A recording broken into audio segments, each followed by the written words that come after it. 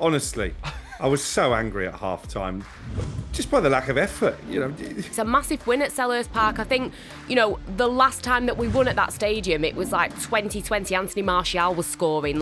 It's about putting a shift in, and they didn't do that in the first half, and I'm going to get hammered for it, but I will continue to call that out. Just touching on Bruno there as well. Overtaken goals. I reckon he's special, and he's still not playing in his position, and he's still racking up assists like that, and he's going to have flaws to his games in that position, but still an absolute creative machine, Bruno. Fair play to him. He said to me they're the best away fans in the country, so when neutrals are saying that, Yeah. I think you have to sit up and take notice. They are brilliant away from home.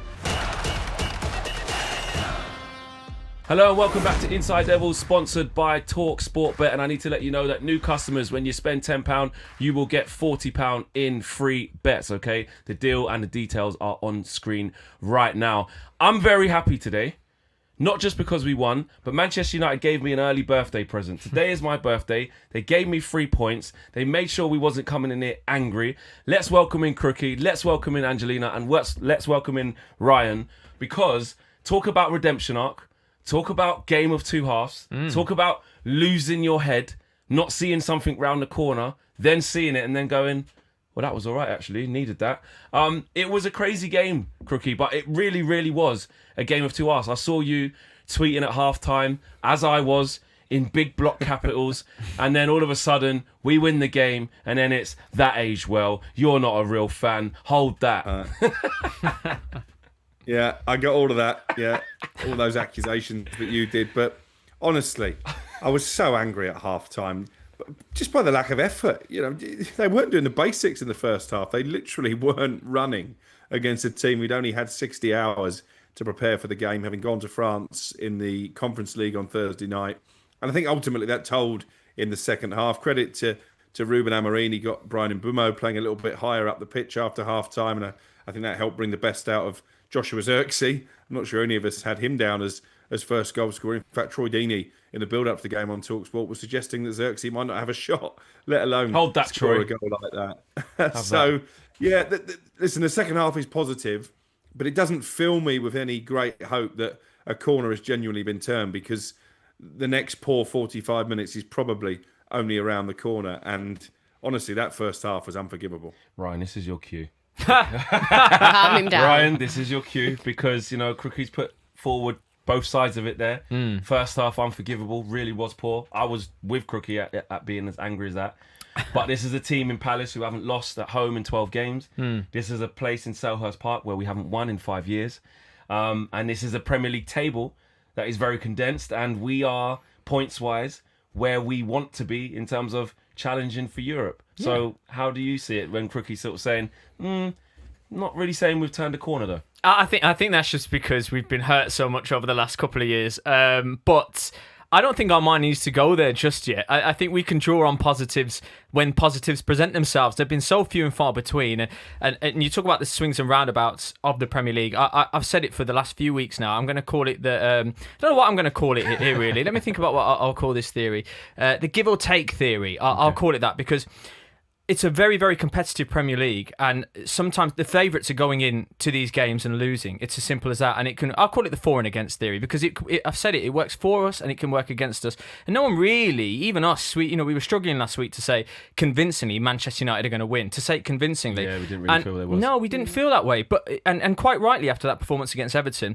But so we lose that home game against Everton, which was really, really poor. We have a poor first half against Palace, but then we come away with a win, 3 points we didn't expect. So in isolation, I say that a lot, in isolation, that is a very, very good 3 points. We can break down what happened in the first half and the second half, which I'm sure we will do. Yeah. But all this corner turning talk, we're going in a straight line at the moment and it's going all right. We don't need to talk about corner turning. No, we don't need to think about that yet. It's a highly competitive Premier League from 15th upwards. So look, we're doing all right, man. That was a good 3 points. Yeah, I mean, let's get into some of the individual stuff, Ange, because Joshua Zirkzee, Crookie touched on it there. It's been a tough time for him, to say the least, right? I remember last year, December, against Newcastle United at home.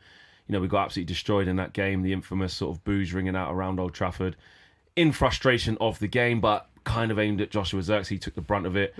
And ironically, got himself fit and went on a good run up until we played Newcastle away and got injured. And then we were like, oh no, we've got to play Rasmus Højlund again. Yeah. Then we changed the front line. And this season, he didn't have a pre-season. People forget that. Didn't play a game in pre-season. Yeah. But very, very few minutes for him. Unused sub a lot. Struggling, noises of him being, sold or loaned out in January, etc., etc. But a real opportunity has arose for him. Didn't take it against Everton. Nobody did. Everyone was shocking. But a redemption arc for him with a really impressive goal where I keep watching the replays back and going, I still don't know how he scored from that angle. Yeah, it's such a good goal when you watch it back, and that almost makes it even more frustrating because he's got this in his locker, but for some reason we don't get to see it. I mean, overall, the result, I'm happy with the result. I'm happy with the goals. I do think that it was an easy, the Mount goal. That wall was absolutely terrible. Shambles, that was a little bit of a gift from Palace, and I do think, we saw the fatigue with them, and they definitely helped us out a little bit because they didn't look good. They didn't look like the Palace that we anticipated that we were going to see, and we've seen this issue with them now. I think since I think like their last 4 games after Conference Leagues, they've only managed to get a point. So when they've had to play midweek, so with that. So we see that. So going back to Xerxy, really happy for him, really good goal. I like how people are trying to make it like, Ruben Amorim, he kept the faith after Everton. We've got no one else. Like, it wasn't a case of like, he's really stuck with him after the Everton performance. It's like, listen, we've got injuries. You're telling me if Šeško or Cunha was back, that he would have kept him. I feel like you just listened to our morning show on United View. The boys are giving me pelters because I said Amorim doesn't rate him. And they're like, it's not that he doesn't rate him, it's that he doesn't trust him when everyone else is playing. Well, that's not rating him then. Because you don't trust him. I hope they see this bit of the show. But anyway, I'm not point scoring. But and this is the thing, I'm not trying to hate on Joshua Zirkzee because I'm sure he's a very good person. Like you said, the Newcastle situation, that lad has got guts, and I will give it to him. And I understand being dropped from the Netherlands, etc. It must be difficult for him. But the fact of this is, he does not rate him. Ruben Amorim does not rate him because he'd be playing him, and that's okay. He is not really, realistically, is he the type of player that's going to win us a Premier League? No. He's not really the Manchester United player that you want taking you forward. Come to answer the positivity. So, but I'm just saying, like, how did we get here? I just feel like people are creating this narrative of like, he's stuck with him through this game. It's because that we're depleted because of injuries. That being said, I am happy for him. It was a brilliant goal. If I could see this from Joshua Zirkzee all the time, if we'd have seen a little bit more of this last season, then I'd maybe feel a little bit differently about him. But I don't think this changes his future. That's an interesting point, Crookie. Sticking with Joshua Zirkzee, I mean, Ruben Amorim heaped loads of praise on him and actually went one further and said the reason why we were so good in the second half, and I've let Josh know this, is because he played better. He increased his performance levels, which actually helped the whole team. Is that, the ploy from Amorim to make sure, Joshua Zirkzee's getting that confidence because in this run, he's really going to need him and stuff? Or should we be looking at it a little bit more positively to say, no, that the manager just, is waiting for him to have his time? There was a time when Casemiro couldn't get in the team. There was a time when Toby Collier was playing ahead of Casemiro and he turned it around and now he's one of the first names on the team sheet. Could Joshua Zirkzee be that and actually displace Benjamin Šeško?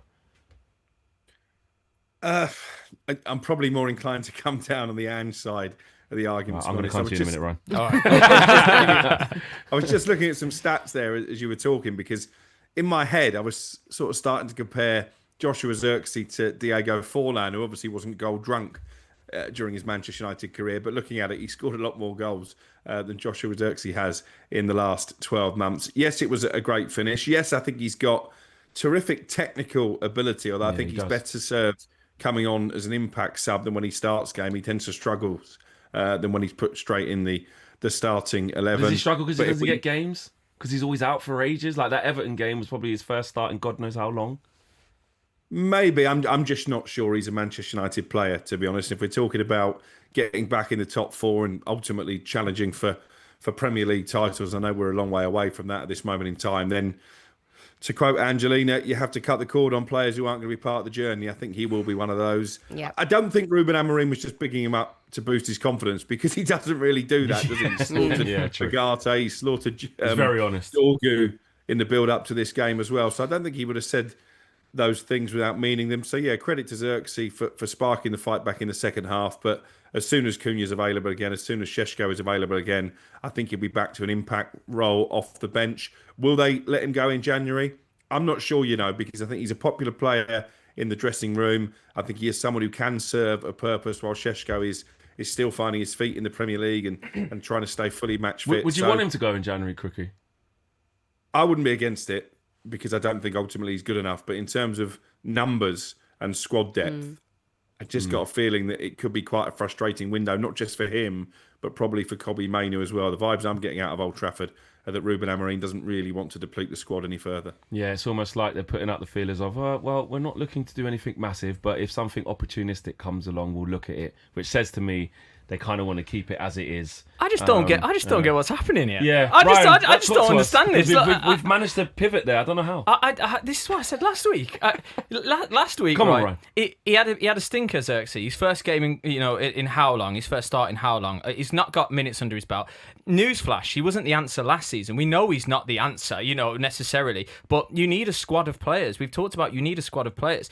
Šeško, the fact of the matter is Šeško is injured and Cunha is injured and Xerxy has stepped in and in his second start has scored a goal. I just don't understand why we even need to go on further and talk about how long he stays for or whether we're going to get rid of him. I think that's so harsh. The second half, I mean, it's part tactical because Palace were man-to-man. And then we started shuffling the front line a little bit and Xerxy could drop deeper and start to feel himself more. But you could see him growing in confidence. The goal changed everything for him. Yeah. He started nice little neat touches, winning duels, keeping the ball, finding white shirts. And as Ange said, the finish was razor sharp finish. It's a special finish. It was such a good finish. And you can argue about whether he had too much time to hit it, but it sat up for ages, it felt like. But, it was a fantastic finish. And that is, he played really, really well. I just don't think we need to elevate the conversation one forward to talk about whether he's the answer at Manchester United right now. He's just played well for us, and he's bagged a goal in his second start. So good for him. I don't get the negativity for it. So obviously, I understand how it organically comes up, but I wouldn't be doing that. I've noticed, right, and I've seen this, and I don't know if you guys have. You probably have. We're in this sort of weird period as fans, whereby we just don't know really and truly how to dissect things. And I put myself into it. So, like, we win that game, right? And online and people that I talk to and people that I'm coming across, I'm finding myself in disagreements with them, or they're in disagreements with each other, because there's these guys on the left that are like, don't celebrate that win. We only won because Palace got tired and Mateta didn't take his chances in the first half. We're not a good football team. You can't win like that every week. And then you got the guys on the right that are like, I tell you what, they haven't lost in 12 games at home. We ain't won there in 5 years. That's a tough place to go. We didn't expect that. Everyone had us down for a loss. What a morale-boosting win that is. This is why we're going in the right direction. And I think that what it is that we look for this, like, complete statement to, depict what's going on. Yeah. And I actually think it's really hard to do it. And Amorim is so polarising as well, of like, do me a favour.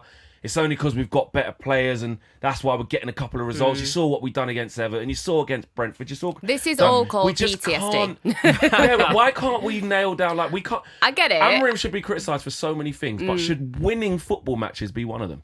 I don't think so. I totally get what you mean, because I find myself drifting from left to You right. don't know what to do, yeah. And I kind of like to try and in the centre of it, but it's at the end of the day, I think that we have to. I don't like this phrase, taking it game by game, but sometimes I think you do have to do that. That's and who at we the are. end of the day, it's a massive win at Selhurst Park. I think, the last time that we won at that stadium, it was like 2020. Anthony Martial was scoring. Like, we haven't scored there since Bruno Fernandez in 2023.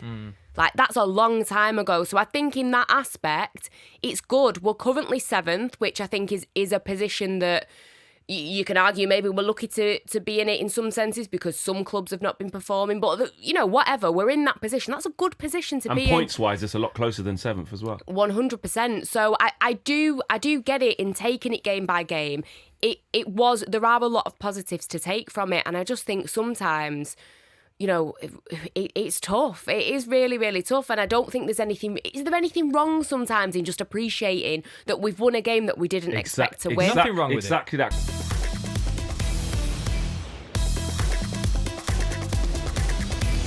Crookie, I'm asking you this as well, because do we need more of that, Crookie? Do we need to just understand that this team is in phase 1 of its reconstruction period? We know the glaringly big problems we've got in midfield. You've got an aging Casemiro, we're getting blood out of his stone. You've got a Bruno Fernandez who's, not his best position now, but the manager's decided. So we know what we need. We need better fullbacks. We need more time.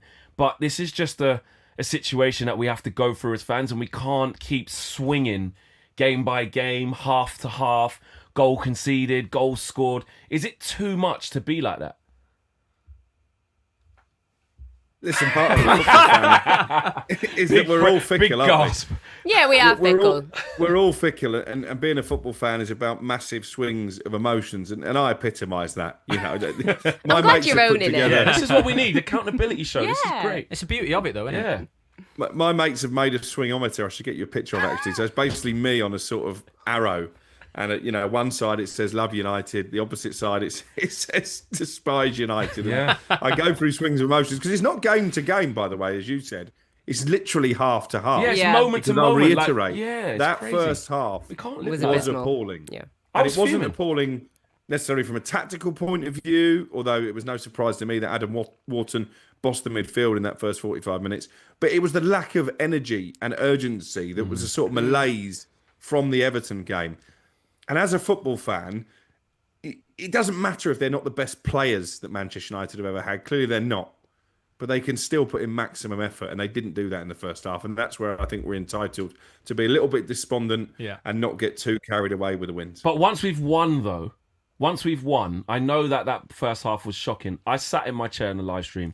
I was physically laughing. Yeah. Because I got so angry that we couldn't pass the ball 5 yards for any period of time. I just couldn't believe it. And I just started laughing, right? And I was just thinking, I know what's going to happen here. We're going to come out, they're going to score the set. We know where this goes. But once we've won, Crookie, is that the bit where, the guys that are being really calm, Ryon and co, they do have a point of like, look, just accept that's where we are. We're going to see games like at against Brighton, where we won quite well.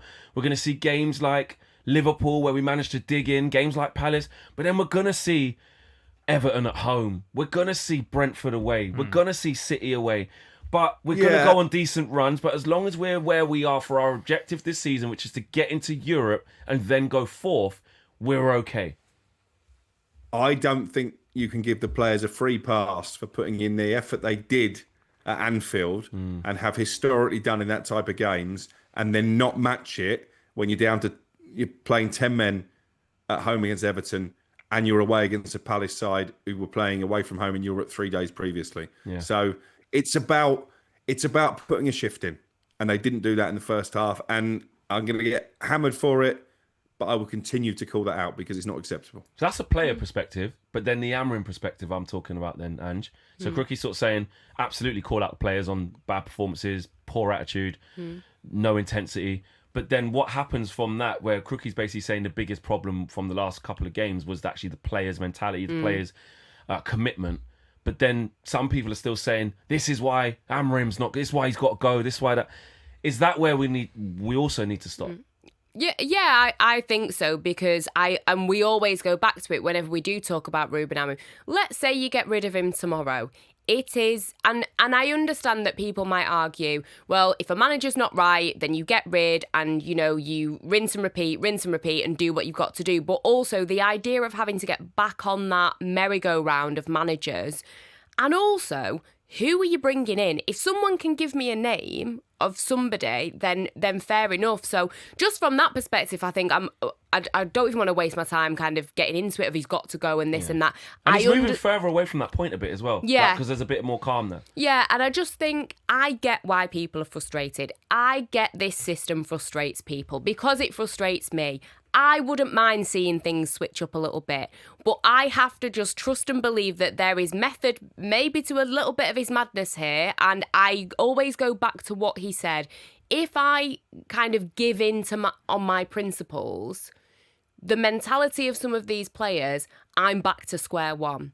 And it's almost like this kind of strict teacher that is implementing these rules for them to follow. My only issue with it is that when we do run into brick walls with it, he isn't always adapting. We saw it, against Crystal Palace. He did adapt, and he did identify that Crystal Palace were tired, and he's figured out ways to exploit that. And I think we saw in the second half Xerxy doing really well, almost drifted into that left-hand side, and that left-hand channel was working really, really nicely. So we did see things change, but just for me, sometimes it just feels like a lot of wasted energy going in on Ruben Amorim, because I don't think he's going anywhere. Yeah. And also, if long term we have to go through this storm that we're all talking about, and at the end of it, this guy actually comes good, then it's going to be worth it. But I do get why people get frustrated. Yeah, we're going to talk about some more individuals. Ryan, I do want to get to Mason Mount very shortly because, he did get the winning goal. He's completed his first 90 minutes for Man Utd, so that's big. But mental. Lisandro Martinez came off the bench for a short period after, pretty much a year out, right? Give or take. Give or take a few. Pretty much a year out. How important is it to have someone like him back with his style of play for what Ruben Amorim wants versus... Actually, Luke Shaw's been pretty doable as well. Pretty good. Well, this is where we go back to having a squad of players, and we're going to drip feed Martinez back into this squad. But to answer your question, it's hugely important because we talked about how, he wants his ball-playing centre-backs to hit the ball over the top into the channels, etc. We know Martinez has that in his locker. He's one hell of a player. And we love him, don't we? He's one of those players that, we really wanted to get behind. And he clearly wants to fight for the badge, and he's got the passion there as well. We just have to manage his minutes. You've talked about Mason Mount there as well and the injury. The only thing that can let Martinez down now is his own body, So, and I think Ruben Amorim has to help him and drip feed him back into the squad. But that's a huge, huge plus. And I always say this about players that have been out for extended periods of time. It feels like a new signing in a way, doesn't it? Does, yeah. We've coped so long. Yeah, we've coped so long without him, and then bang, you've got this potential amazing bit of quality we can pop back into the squad that fits this system, this amazing system that we're talking about that we all want to come good eventually. So huge positive. I was watching with a smile on my face, I have to say. So good for him. Crookie Mason Mount. A big moment for him. If anybody knows about, strong mentality and having to stick at it and showing commitment when Ryan just said there about, your body failing you. How big is it for him, and how big was that a moment for him to score a winner, play his first 90 minutes and take that confidence forward? AFCON coming up as well. Massive. So massive, because again, when you're talking about lack of effort and lack of endeavour, I don't think that is what you can accuse Mason Mount of. I think you can see what it means to him to be a Manchester United player, to be in that iconic number 7 jersey. And I think he knows, as you've said, his body has let him down since he got there, and he's not been able to perform to the best of his capability. But I've got to say, whenever he has played, particularly under Ruben Amorim, I think he puts a shift in. I think he's a very intelligent footballer. He can play in a variety of positions. And I think at times United look a better team with him in it. I know Thomas Tuchel is still a big fan. I don't think it's totally beyond the realms of fantasy that if he was to stay fully fit. I mean, for the rest of the Tuchel called Ruben Loftus not. Cheek. Come on. I mean, Mason Mount's got a chance. Has he got a chance? Yeah, I think he I wouldn't has. rule it out because we know With that all them Tuchel 10s is we got, loyal to those we Chelsea don't even know what we're doing with players. Bellingham. Like Crookie just said, he is loyal to those Chelsea that's players, true. man. Noni Madueke, Loftus Cheek, Reece James, fair enough on Reece James. Trevor but Chalobah. Yeah. Managers love him as well, don't they? They do. Whenever someone manages him, I don't know whether it's the effort he puts into training, and obviously there's the on-field ability as well. But they always he's a charismatic guy. Yeah. He is a good egg. No, I agree, Crookie. I think in terms of how good it is for him to be playing and how well it was for him to get that moment, I'm really pleased for him, and he's been through it. He has been through it. Big price tag, number 7 on his back. We have not seen anywhere near the return we would have liked to have seen for the outlay we paid for him. He shouldn't have got that number 7. Shouldn't have got that. That heaped loads of pressure on him, didn't it? Yeah. And it's I just think as well, like, not to be horrible, but I do think you have to reserve that for the real. And I think when we signed him, it was a little bit of a like. Now he fits the system, but we're like, why have we signed him? Yeah, and at times I did forget that we'd signed him. I'll be completely honest, and it's no shade on him, but the number 7 thing, I just think, like you say, it's a lot for him, and I don't know if I hope one day he is a number, somebody who lives up to that shirt, but it's a big shirt to fill. Yeah, it's a big task. Another positive, 10 set-piece goals. Yeah, same I'm as here Arsenal, for isn't it. it? Same as Arsenal. Yeah. We didn't slag Arsenal off last season, did we? I didn't. I Did we didn't call slag him them off more. for the So set Crookie pieces? probably would have at some point. I don't know. We're all for set pieces here. This is What a turnaround! This program Carlos approves Fernandez, set pieces. wow. Yeah, I mean, we're scoring goals. And you know why we shouldn't moan as well? I remember when we bought Harry Maguire, and we couldn't score from set pieces for love nor money. We never used to score. We got Maguire now. What's the point? He never gets on the end of anything. We don't score. But now, you see on the set pieces, if you notice on the touchline, Ruben sort of sinks back into the chair.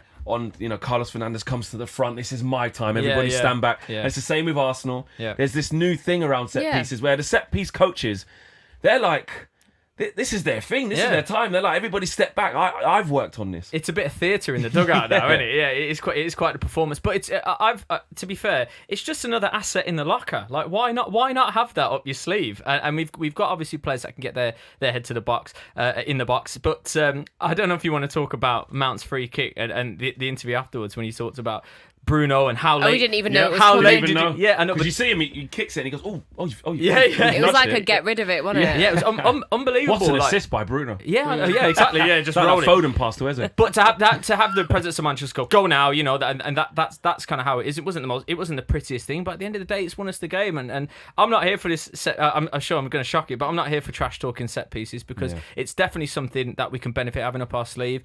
And Bruno, I'm just touching on Bruno there as well. Overtaken Scholes. Overtaken Scholes. I reckon depending how long he stays, if we've got Bruno Fernandez for another couple of seasons, he's taking over Beckham. Beckham's on 80. Yeah.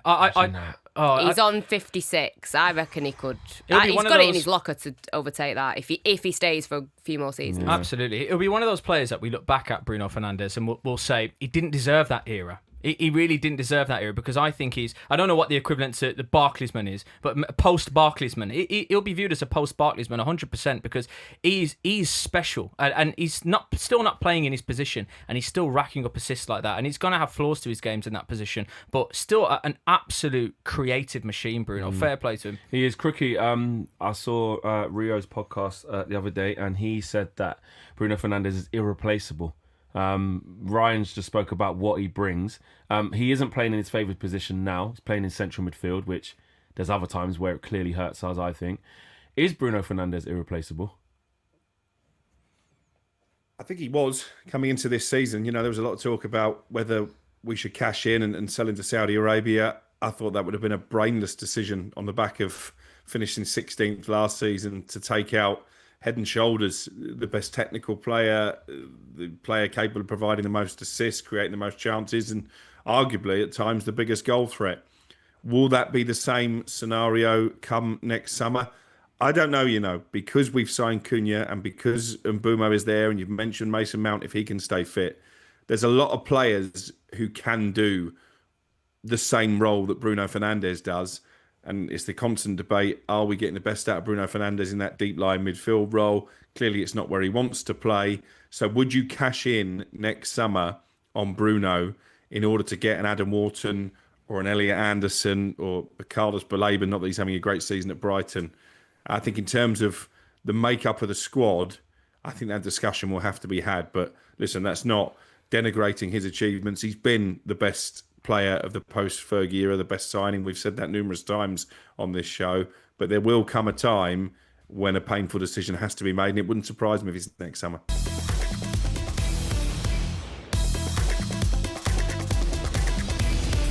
Yeah, that is an interesting one, Ange. Really quickly, your thoughts on the Bruno perspective and how you think this plays out. Yeah, I kind of agree with Crook in that you can't take away from him what an amazing player he's been.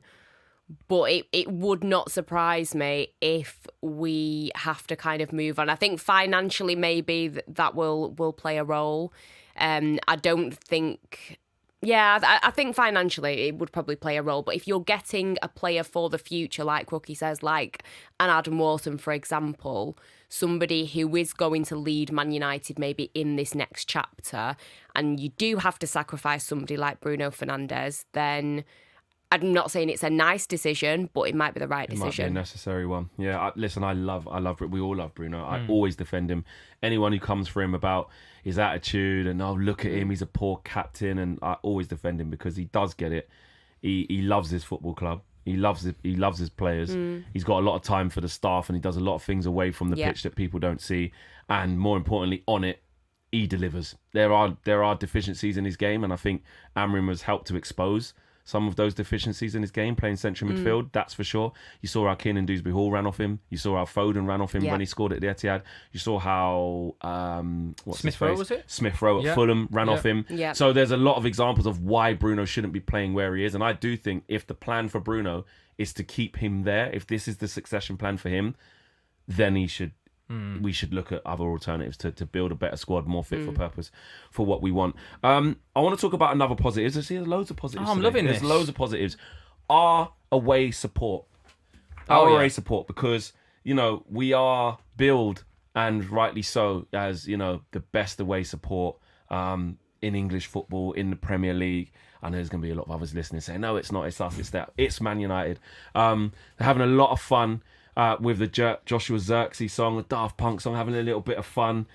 How nice is that for Joshua Zirkzee? But also just the away fans. I'm definitely not singing it. The producer's getting me to try and sing. He's trying to stitch me. I know I said it's my birthday, but he's trying to. I'm definitely not giving him that clip. No. But they were having a lot of fun with it, and it's doing the rounds on social media, wasn't it? In terms of just the energy that they're bringing, and when times are tough, it is always away support that they just stick with it thick and thin, and if you lose them, that's when you really know you've lost something. Yeah, absolutely. It's constants like that become the core of a club, that help the club in times like what we've been through the last couple of seasons. There's been one real consistency, which is the away fans. It's so refreshing to see, and actually us reacting to things in the studios and fans that are watching at home, and we could all learn a thing or two from the away fans. I've said that millions of times to our mates, etc.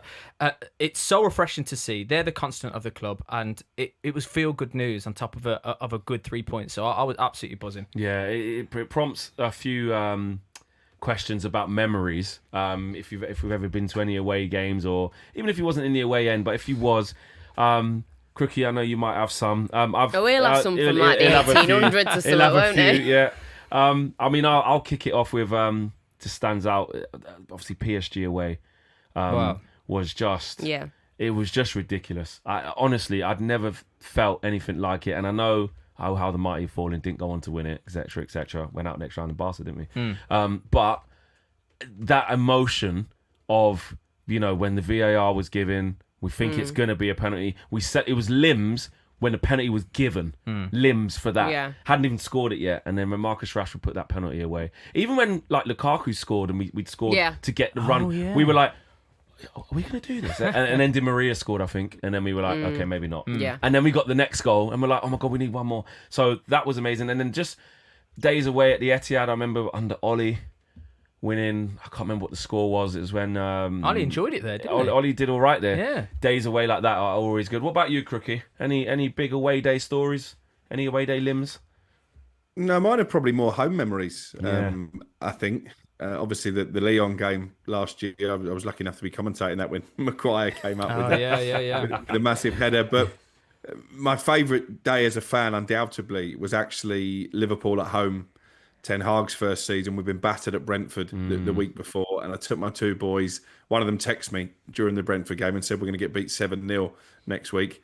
And obviously we turn up and we beat Liverpool, and the atmosphere was electric, and seeing my two boys enjoy it as they did is something that will stay with me for a long time. So yeah, I think most of my best memories are probably at home. Coventry in the FA Cup was a bizarre one, being amongst the crowd at Wembley and the sort of fluctuating emotions that we've talked about. I remember going to Rangers when Wayne Rooney scored there, and that was a brilliant away end. So listen, Adrian Durham texted me after the game on Sunday. He was there presenting for talkSPORT. He sent me a video of the United fans singing the Xerxy song on the train coming out of East Croydon. And that he said to me, they're the best away fans in the country. So when neutrals are saying that, I think you have to sit up and take notice. They are brilliant away from home. The other away memory I have, actually, Monday night at West Brom, Fellaini scored. I think we drew the game. But I turned up nice and early at the Hawthorns, and they weren't serving beer in the away end. So he was fuming. He was fuming. We know you would have had a problem with that. And speaking of away days, you're off somewhere now, Crookie. Where you going? Yeah, I am. Well, I'm just about to jump on with H&J, and then I'm off to Washington for the World Cup draw. So let's see who Summer United for some is going interest. to be playing. Yeah, next get summer. us a nice draw. Bring you a good luck charm. Get us a nice, easy. Get us a bye into the knockouts, please. I think that will be a given that England are going to get quite an easy draw. They'll probably end up with Cape Verde and Jordan. Yeah, I was going to say, well, 48 open. teams, isn't it? So, yeah, we've got to be looking for that. Crookie, always a pleasure, mate. Always a pleasure. Let's turn our attentions to the next couple of games, guys, because we get excited, but we are rightly so positive about beating Palace.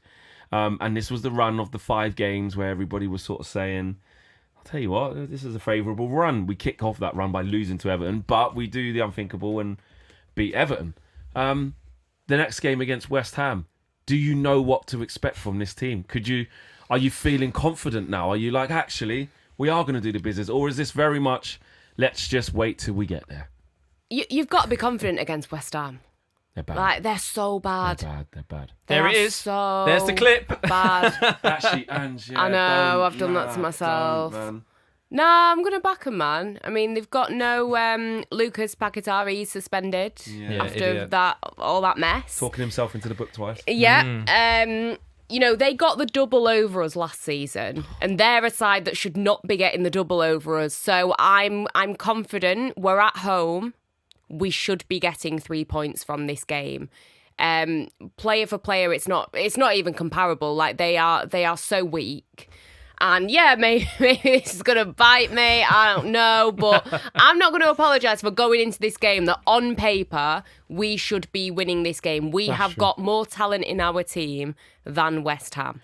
I don't know. You're right. Angie's right. That's what should happen on Just set paper. myself up to fall. You have, and we won't be there. You'll be by yourself. I'll be falling alone. You'll be doing a show on Tuesday by yourself. But Ryan, in terms of team selection, because I was talking to some guys, United fans, that were sort of saying, listen, Mason Mount's done well. However, Cunha's back fit now, so I'd have him straight back in, please. Would that be harsh? Does Ruben Amorim need to reward Mason Mount for not only completing his first 90 minutes, but scoring the winning goal, doing what he's asking him to do? Mateus Cunha coming back from a couple of games out, international break before that. Last game he was taken off against Spurs, wasn't great. Should Mason Mount keep his place? It's a great question. I think you can take everything on a case by case basis, and it's going to be if Cunha's available, for example, how well he's trained this week, whether Ruben Amorim thinks he looks fit enough and he can come straight back in. If those, I won't duck the question though. If all of those things are the case and he's trained well and he looks like he can come straight back in, he comes straight back in for me. Really? Yeah, he does. Yeah. And what message does that send to Mason Mount? He's done everything right, scored a winning goal. Manager likes him. Don't want to tamper with a winning team. The message is we signed a superstar for that position because you've not been fit or not been good enough. Wow. I'm afraid. I didn't expect this from you. Well, it can't all be, unicorns and rainbows. You signed me. I'm the number 7, mate. I'm fit. I was 70 million too. 60 million, whatever you want to call it. No, I'm afraid. And again, I like Mason Mount to be in amongst the squad because look at that. Same with Zirkzee. I'm applying the same logic to Xerxy. They come in and they've been asked to do a role that they need to do, step off of the bench and give it their all, and they've done that, and they've both scored a goal. However, that's unfortunately that's football. That is football, and Cunha is clearly the levels have dropped when he's not been on the field as well. I think Cunha and Mbeumo, when they're on the field together, they're starting to develop a bit of chemistry, and I think prioritising that is far more important. And I think ultimately Cunha will offer more than Mason Mount. Now, Mason Mount was pivotal in that second half because he was getting straight out to the left wing and it was great. And as I say, they were rotating brilliant. But Cunha comes back in for me. I think that's a no-brainer. No-brainer. If he's fit enough. If he's not fit enough, Mason. So not on merit then. So not on meritocracy. Yeah. It's not like Mount. You play well. You keep the shirt. We keep that continuity. No, of course not. No, it's not. We need it's to about develop, the manager's favourites. We need to develop a bit of consistency here. Wow. And Cunha and Mbeumo in the 10s. I didn't think that would be that controversial. Obviously, it is. Well, actually, to be fair, you guys watching at home, maybe it's not controversial at all. I just thought, Mason, you can't drop Mason Mount.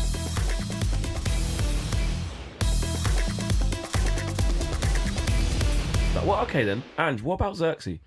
No, you can drop him. Oh my goodness. What is going on here? You know what? And because you like Xerxy as well, so what if Cunha came in for Xerxy? Would that be horrible? But this is what I say and about... you keep Mount and Mbeumo and you pay Cunha That's what up front. I'd do. But this is what I say about a case-by-case basis. So let's say Šeško's available. You guys are harsh. No. Let's say Šeško's available to come in for Zirkzee. I don't know if I make that swap because I don't think I've seen enough from Šeško anyway. Xerxy's in the back of a goal. Mason Mount scored the same goals as Cunha, by the way. No, look, I'm not doubting that. However, whose performances have been better? I think Cunha. I think Cunha's shown far much more on the ball. I don't know if you can compare it because Mount's not had as much opportunity, but I do think when he's been on the pitch, he hasn't underperformed in my opinion. I don't. Cunha off the bench. What type of? If you're talking about impact, down to fitness. I'm not. If I'm going to choose one to come off the bench, I don't think you get the same off the bench from Mount as you would if Cunha could make more of an impact. I think a game at home against a poor West Ham team, you've got a fit and firing Mason Mount. He's confident. You've got Zirkzee, who's confident. You keep that. And then you go, right, here's more weapons as the games goes on. Yeah. We should be in the ascendancy. The only change I would make, which this is interesting, I want to get you guys' thoughts on this, is obviously Leny Yoro. Leny Yoro's really struggled, bless him. Yeah. He's had a tough few games, tough few weeks. You could see, it looked like he was wanting to cry essentially on the bench. Hood up at the end. Really could see Mason Mount go over him, show some leadership. So Luke Shaw talking to some of the youngsters as well, Shea Lacey, etc. The question I want to ask, Ange, is do you play him through it? Mazraoui came on and helped him and played well. Do you just make that change to take him out the limelight a little bit? Or do you go, I tell you what, Callum Wilson / Fulkrug, they're not going to give you what Mateta gave. Play through it, kid. It's at home in front of our fans. We can be on the front foot. We're expecting to win the game. Or do you go on the air of caution to go, let's protect him a little bit, take him out? It's a hard one. I wouldn't be angry at the whole idea of protecting him because he has had some rough games. He's really not been good. But it depends what kind of player he is, and this is something that I'd like to think that Ruben Amorim's good at, player... This is where your money as a manager, right? Yeah, like your management of players and specifically how they're feeling emotionally or mentally, etc. I think it's a fitness thing as well as to who else is actually going to be available. I don't think you necessarily are going to throw someone like Lisandro Martinez, for example, into... But it'd be for Mazraoui. Mazraoui came on for him and played well, so do you just start Mazraoui? Yeah, maybe. I just mean across the back three in general. I think it depends who's fit and who's not. And I don't think Harry Maguire's not going to be back anyway. And like I say, with Martinez. So, yeah, with the Mazraoui situation, I don't really rate Mazraoui that much, though, do I? So, doesn't rate anyone. If he can take it, you play him like he plays through it because, again. Like you say, Callum. Again, I don't want to tie myself in knots here and it gets clipped up. You would like to think that age and speed would be on his side against the likes of Fulkrug and Callum Wilson, like you say. So maybe that could actually be more of a confidence builder. But for me, it's hard. I would be sad if Mason Mount didn't start because, again, and this is maybe where I'm looking at it, maybe I'm being a bit too brutal towards Joshua Zirkzee, but I don't see him as the future of Manchester United. I do see Mason Mount being part of the future plan. So I guess I'm more invested in him the bit where and would like to see him starting. But then back to the game-by-game bit of just where we are now, we don't really need to think about next summer and who starts next year. I favourite him more than Zirkzee. That's just me being completely honest. I think personally, I don't think you can change either of them. Personally, I think that we don't have enough continuity or consistency as it is. We found some in the second half. We scored 2 goals. Joshua Zirkzee scored a goal that I still don't know how he scored it. When AFCON comes about and Šeško's still out, we're going to need Joshua Zirkzee to keep playing up front potentially, unless he does just put Mount and put Cunha up front and move Bruno in or I don't know. But I think you need to get some confidence out of him, and he's bided his time. He's an unused sub half the time. He's stuck at it. He had a poor game against Everton, like everybody did. All of them were awful. He scored against Palace. So get him going again. I think you keep both of them. I think you start the same team. I would just about take Leny Yoro out. If he wasn't out, I wouldn't be mad about it. I would say, good, come on, kid, let's all get behind him. Let's cheer every touch. Let's help him through it. But if you want to protect him, fine. But that's probably the only change I'd look to make. Yeah, no, you know what? I hear it. I get it. And there's no real right or wrong answer. And ultimately, we've all said it a few times. It will come down to fitness. I just think Mason Mount will only ever step in and he'll start the occasional game, and that's what he did. And it's time to take sentiment out of it. And if Cunha, who is a superstar, comes back, I think he goes straight in. But I'm not mad if Mount starts. What a good problem to have. We're actually having positive debates about, actually, no, he's playing well now, but he's a bit of a maverick. Let's get him. Yeah. This is what we want to talk about. Okay, let's lock in the predictions for the next couple of games, because we also do have Wolves on the weekend as well. That's another one you've got to be winning. They're on 2 points. They play Nottingham Forest in this game week. Frank and his hair could be back on another roll. Well, then we've got Bournemouth after that, and then Villa away. So just don't get clipped again. Just you've done enough of that today. I know. Predictions for both games: West Ham and Wolves. Got to be wins for both. I would like a clean sheet. I know. I'm asking for far too much here. Wins and clean sheets. Yeah. Who do I think I am? West Ham, I'm going to go 2-1 win. And Wolves, I'm going to be bold. I'm going to go with a 3-0 win. Oh, wow. Okay. What are you going with, mate? West Ham at home. West Ham at home. Wolves away. Wolves away. Oh, I also think we should be getting wins here on both of them. I think West Ham 2-1, a little bit nervy. Yeah. Bang, we get a third though, right at the end. Okay, calm the nerves. I'm going to go 3-1. Wolves, I think it's going to be tricky. I can just envision it being a tricky game. They've been a bit of a banana skin over the years. 2 points, no wins all season. Yeah. They might have one against Forest by the time we play them, but if they don't, they would be on 2 points without a win. They just went to Villa and lost 1-0. Yeah, I think we'll go there and win 1-0. Okay, tight. So he's gone 2 wins. I'm going to go 2 wins as well. Yeah. The West Ham one, we should just make light work of it, but when do we ever do that? So I think 2-1. Okay. KG. Wolves, he better not, I swear to God, he better not give Rob Edwards his first win of the year. I swear, honestly. There is a script there, isn't there? Oh, mate, honestly. But that 1-0 shout sounds a bit... You like it? Maybe, I'll go 1-0. Okay. 1-0. But whatever it is, don't care about the actual goal scored. Just give me 6 points. Yeah. In any way, shape or form. So there you go. Right, this has been Inside Devils. Hopefully when we next speak to you, it's 2 back-to-back wins. Maybe Frank can start dreaming.